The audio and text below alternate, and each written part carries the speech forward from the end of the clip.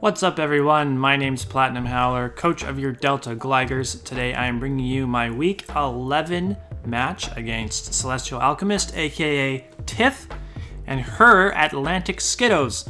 You can see her team over on the right side of the screen.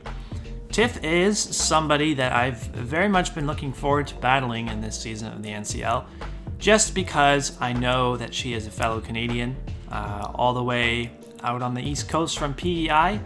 So looking forward to finally getting a chance to battle her. She currently is 4-6, and I want to say in 9th place in the league, so just barely outside the playoff picture. And I think there are 3 other teams tied with her at 4-6 that are looking to get into the playoffs. So our position not quite as dire as hers. We are pretty much assured the number 2 seed in playoffs if all goes well. But we can't just not put in any effort to this game, because it wouldn't be fair to the other teams that are tied with her, that are hoping that her opponent will give it their best and try to, not give her a free win, if you know what I mean. So we have a team here full of stuff that I kind of just wanted. Some things I just wanted to use, and others are really good in the matchup, such as this Salamence is just really good in the matchup. Scarf Moxie, so we can outspeed pretty much everything. We have enough speed to outspeed Scarfed Porygon Z. So Outrage and Dragon Claw are super good because she has outside of Klefki, she does not have a Dragon Resist on this team. So late game spamming Outrage after a Moxie boost, or Dragon Claw to come in and revenge and Mega Latios, and then be able to actually switch out afterwards if we need to. The one thing that's going to need to be worn down for us to actually clean with this Salamence is for sure going to be the Suicune. That thing can be very bulky and pack Ice Beam for us. We threw the rest of our EVs into Special Defense so that we could have a chance to survive an Ice Beam if she doesn't put any EVs into Special Attack. And I doubt that we will be taking any rocks damage in this game either, because Donphan is the only rocker, and I don't think Donphan has a great matchup. So who knows, it might come, you never know. We'll see. But we have stuff. Do we have stuff for it? I guess you could say that. Anyways, next we are bringing Raichu. Raichu's I wanted to bring Raichu. I just wanted to try Raichu again, and I think it can be effective with a dual screen set here. The main reason why is because she likes to lead with Suicune. So if I can lead this against Suicune and pressure it out, then and I can get up my screens very early on in the match, then I feel like I can just have my way with her team. That's basically the strategy. Volt Switch, only attacking move. Well, Fake Out is an attacking move. Fake Out is there because I didn't know what else to put on the last move slot for this. So Fake Out coupled with Toxic Spikes can work very well, because we can force the opponent to flinch and just take some extra toxic damage. And it can also work out so that if we switch our Raichu in while our screens are running out, and we can click Fake Out on the last turn of the screen, and then we can have Raichu in to set the screen back up for 8 more turns. That's basically the strategy. So Toxic Spikes Whirlwind. We're gonna Whirlwind, try to phase the team around so that everything gets chipped down for Salamence basically, and then we have this is also our main response to the Dhelmise, which I definitely think is coming. And so we can knock that thing off. And last move, kind of like Raichu, I didn't really know what to put. So I put Rock Slide on here because it hits Articuno. And Articuno is something that my main 2 offensive weapons in this game, these guys right here, don't necessarily like going up against. So that's why we put Rock Slide on. Hatterene. Hatterene is interesting. So we have enough Spidef on here to guaranteed live, +1 Shadow Ball from a timid Mega Latios. That will activate our weakness policy. However, we will not kill him back with Draining Kiss. That's okay. As long as I get that damage off against him, if that's what his set turns out to be, then I can preserve Howler at a higher amount of health, because +1 Shadow Ball from Mega Latios would bring me down very low. So I want to be able to get some HP back to, you know, maybe actually deal with parts of the rest of his team, you know? Yeah, so we also have Calm Mind, so we can Calm Mind up like in front of the Suicune. Magic Bounce is good because it can't like sub-toxic us to death. And we can Psyshock, hit him on the physical side so that we don't hit him on his boosted special defense side if he turns out to, if they turn out to be like a Calm Minding Suicune. I think whatever kind of Suicune variant comes, I think we'll be able to deal with it. So, yeah.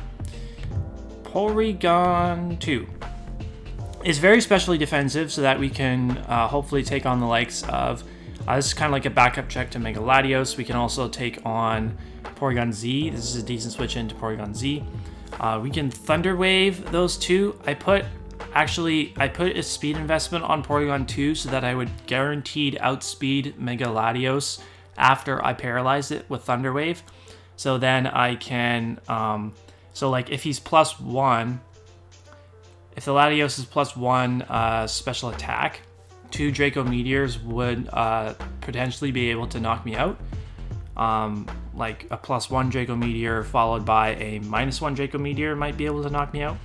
But if I get the para off against it, then I can recover before it gets a chance to attack me again, and then I can just click Foul Play against it.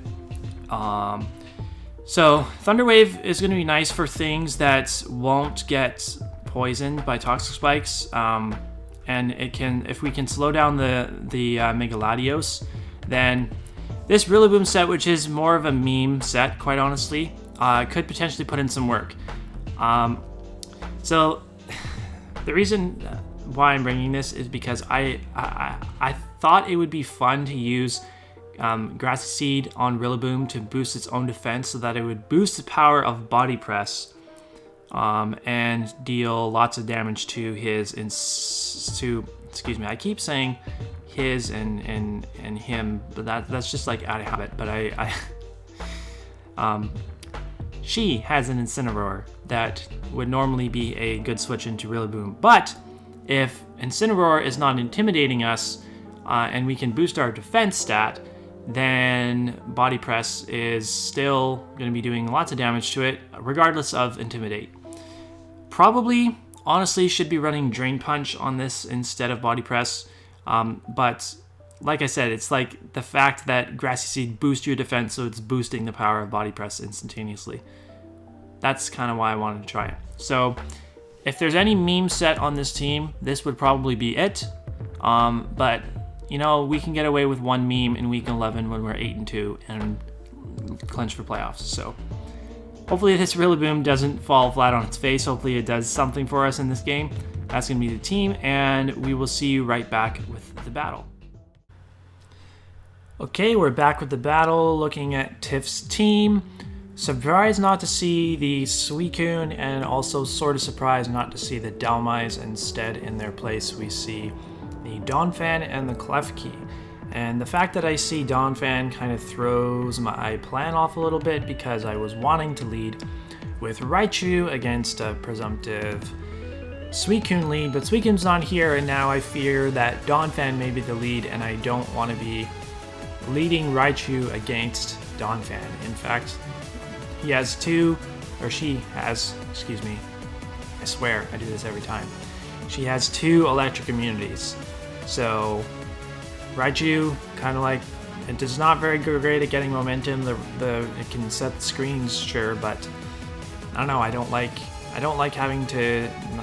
I don't know. I just don't feel like Raichu does nearly as well. So I actually decided to lead with Hatterene instead. I guess I was doing that expecting the Donphan lead potentially. It's not like I have anything that can particularly like deal with Donphan super well. Like, I'm not even that physically bulky. But she led with Incineroar instead, went for knockoff so I can get the Rocky Helmet chip as Drapion comes in. And honestly, I probably should have just led with Drapion in the first place to get the Toxic Spikes up right away. But the fact that I didn't kind of worked out in my favor because Earthquake would have 2-hit KO'd me and I wouldn't have got the Rocky Helmet chip again off against this Incineroar. And now I can bring in my Salamence, go for Earthquake, and she decides to let the Incineroar go down. So I can get that out of the way really early on, which is nice because that would have been a big pain for my team to deal with. It really only would have dealt with it well if I had screens up with Raichu.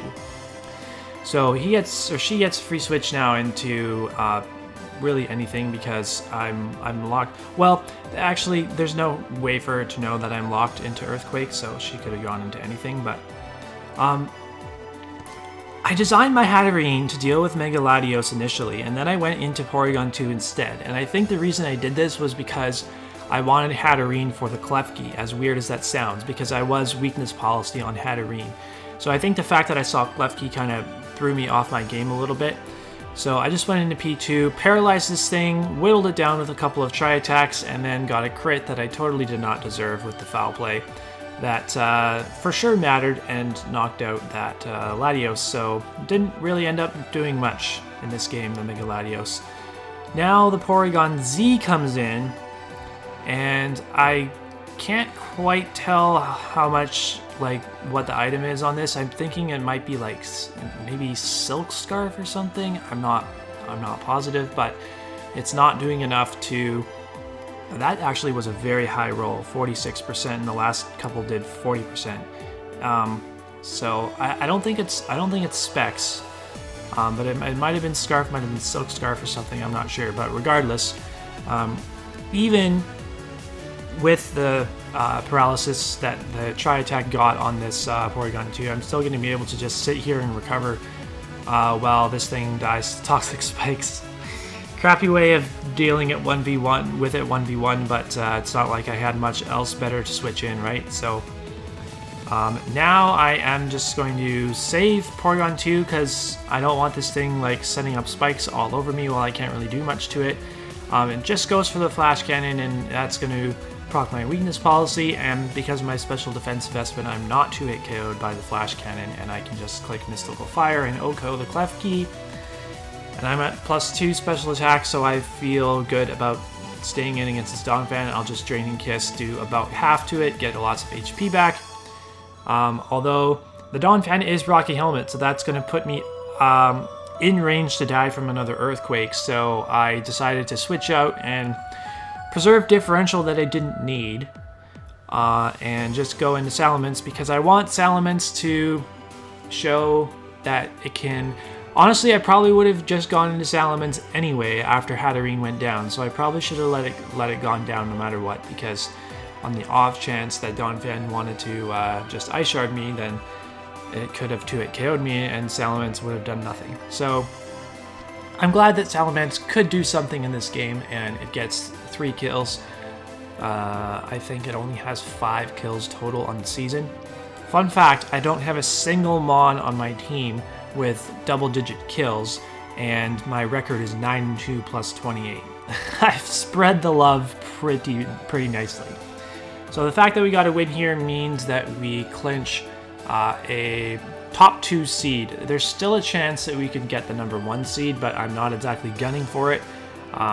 Getting second place is perfectly fine because I get to choose my playoff opponent. So we'll have a week to think about that, and next week, since we are pretty much locked into the position that we're in, we're going to bring some memes against Mortal and the Philadelphia Pichus, and I'm glad that I can just have a nice, fun week of doing that, because Mortal is currently 3-8 and not eligible for playoffs anymore, so I can kind of get away with bringing whatever I want. So look forward to that game, and if you enjoyed this one, leave a like, comment on the video down below, and subscribe to keep up with all of our Draft League content. We'll see you next week for the final week of the regular season for NCL.